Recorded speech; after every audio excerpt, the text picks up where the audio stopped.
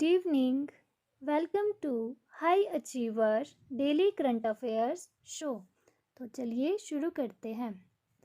आज का विचार: How long can you face difficulties to achieve your milestone? It depends on your positive thoughts.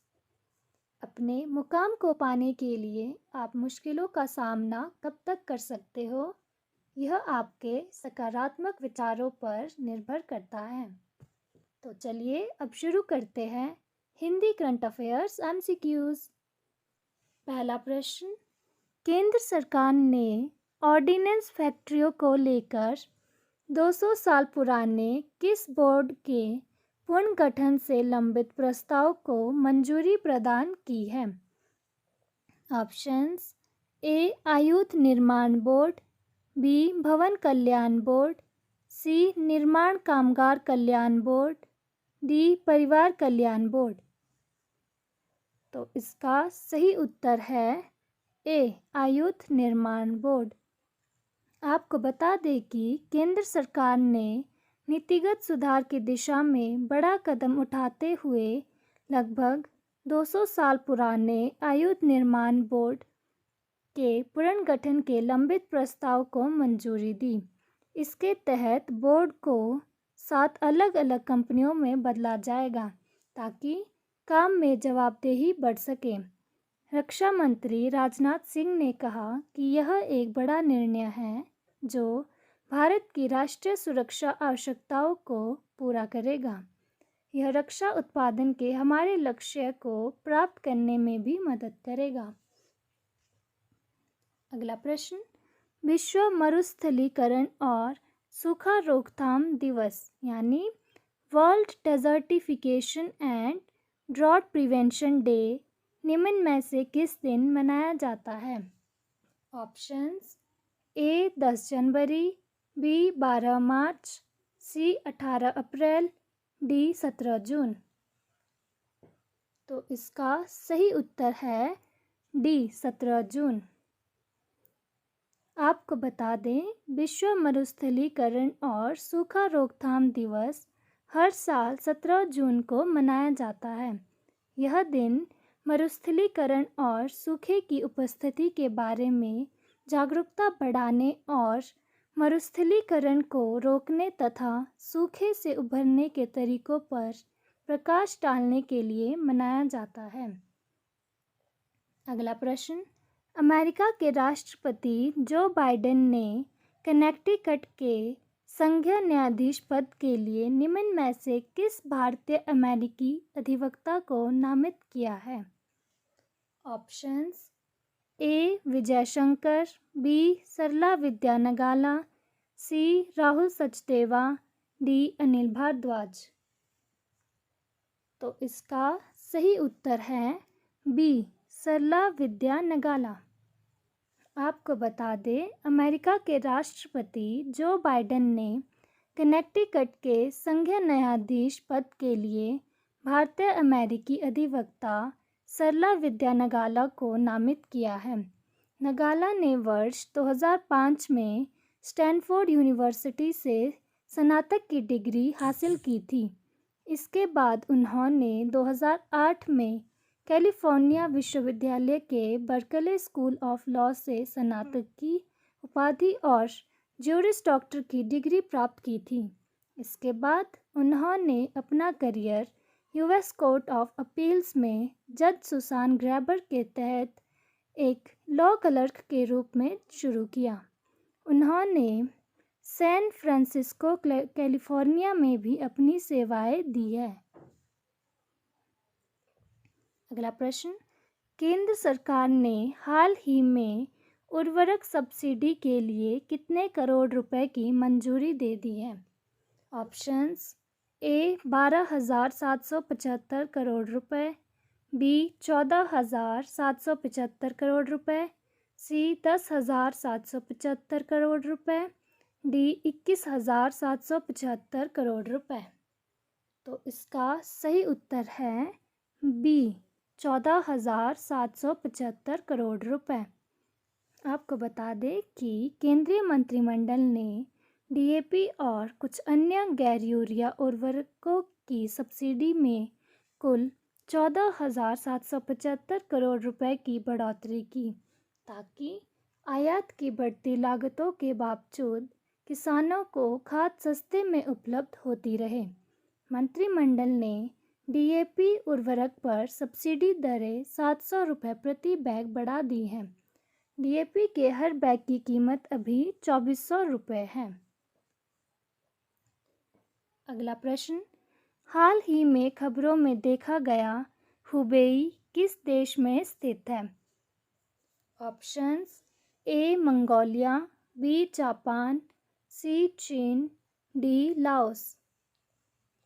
तो इसका सही उत्तर है सी चीन।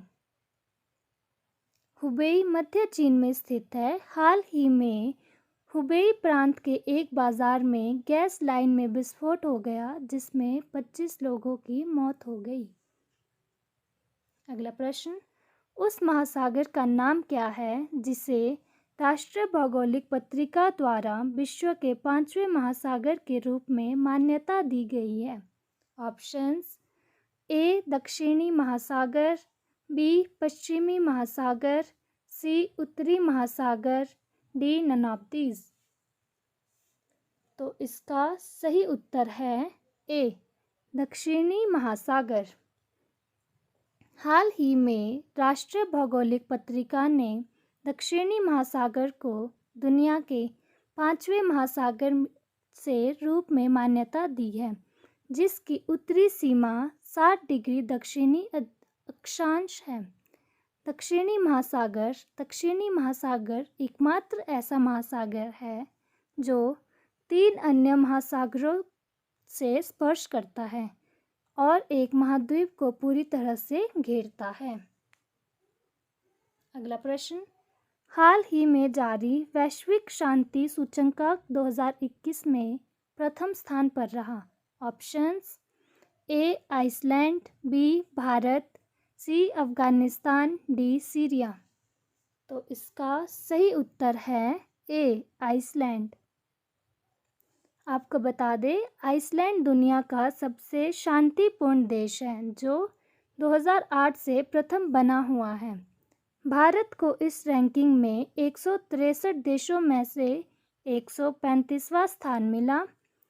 अफगानिस्तान लगातार चौथे साल दुनिया का सबसे कम शांतिपूर्ण देश है। अगला प्रश्न, एशियाई विकास बैंक एडीबी और भारत सरकार ने किस राज्य में सड़क नेटवर्क अपग्रेड करने हेतु $484 मिलियन का समझौता किया है? ऑप्शंस, ए असम, बी सिक्किम, सी तमिलनाडु। तो इसका सही उत्तर है सी तमिलनाडु। एडीबी 1966 में स्थापित एक क्षेत्रीय विकास बैंक है। इसका मुख्यालय फिलीपींस में है। अगला प्रश्न, हाल ही में केंद्र सरकार ने मेडिकल ऑक्सीजन के उत्पाद को बढ़ावा देने हेतु किस प्रोजेक्ट की शुरुआत की है? Options, A mission O2, B O2, C भारत के लिए project O2, D none of these. तो इसका सही उत्तर है सी भारत के लिए प्रोजेक्ट O2। अगला प्रश्न, CII भारतीय उद्योग परिसंघ ने चालू वित्त वर्ष 2021-22 में भारत की जीडीपी विकास दर कितना रहने का अनुमान लगाया है? ऑप्शंस, ए 3.5%, बी 4.5%, सी 8.5%, डी 9.5%। तो इसका सही उत्तर है डी 9.5%। चलिए अब बारी है फटाफट रिवीजन की। पहला प्रश्न, हाल ही में किस राज्य सरकार ने 1 जुलाई से सभी सरकारी प्राथमिक एवं उच्च माध्यमिक विद्यालयों को शिक्षक और कर्मचारियों के लिए खोलने के आदेश जारी किए हैं? ऑप्शंस, ए मध्य प्रदेश, बी उत्तर प्रदेश, सी राजस्थान, डी असम। तो इसका सही उत्तर है बी उत्तर प्रदेश। अगला प्रश्न, भारतीय क्रिकेट कंट्रोल बोर्ड ने किस क्रिकेटर पर लगे आजीवन प्रतिबंध को हटा लिया है? ऑप्शंस, ए अजिंक्य रहाणे, बी दिनेश कार्तिक, सी मुरली विजय, डी अंकित चौहान। तो इसका सही उत्तर है डी अंकित चौहान। अगला प्रश्न, राष्ट्रीय पुरस्कार से सम्मानित निम्न में से किस कन्नड़ अभिनेता का 38 वर्ष की उम्र में सड़क दुर्घटना से निधन हो गया? ऑप्शंस, ए पुनीत राजकुमार, बी शिव राजकुमार, सी संचारी विजय, डी मोहनलाल। तो इसका सही उत्तर है सी संचारी विजय। अगला प्रश्न, हाल ही में किस देश ने एक बार फिर से गाज़ा पट्टी पर एयर स्ट्राइक शुरू कर दी है? ऑप्शंस, ए रूस, बी अमेरिका, सी चीन, डी इज़राइल। तो इसका सही उत्तर है डी इज़राइल। अगला प्रश्न, जॉन हॉपकिंस यूनिवर्सिटी ट्रैकर के मुताबिक कोविड-19 के कारण 6 लाख मौतें दर्ज करने वाला पहला देश बन गया है? ऑप्शंस, ए जापान, बी चीन, सी इंग्लैंड, डी अमेरिका।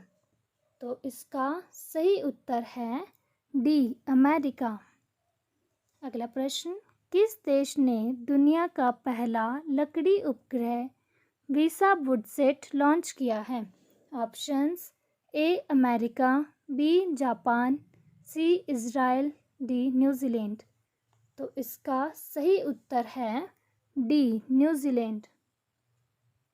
अगला प्रश्न, हाल ही में यूएनएससी के अस्थायी सदस्य के रूप में कौन चुने गए हैं? ऑप्शंस, ए अल्बानिया, बी ब्राज़ील, सी गेबान, डी उपयुक्त सभी।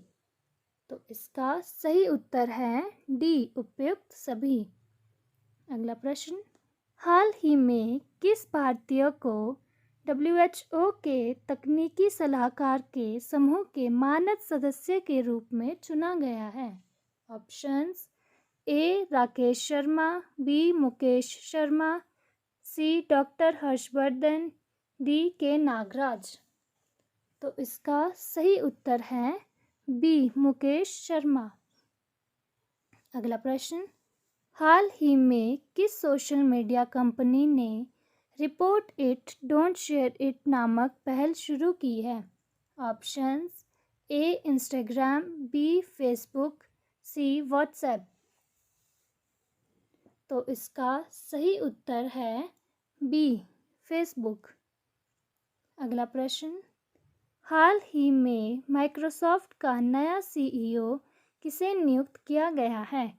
Options, A Satya Nadella, B Steve Ballmer, C John Thomson, D none of these. तो इसका सही उत्तर है ए सत्या नडेला। आज के लिए बस इतना ही। Thank you, and if you like our content then please like, share and subscribe. Thank you.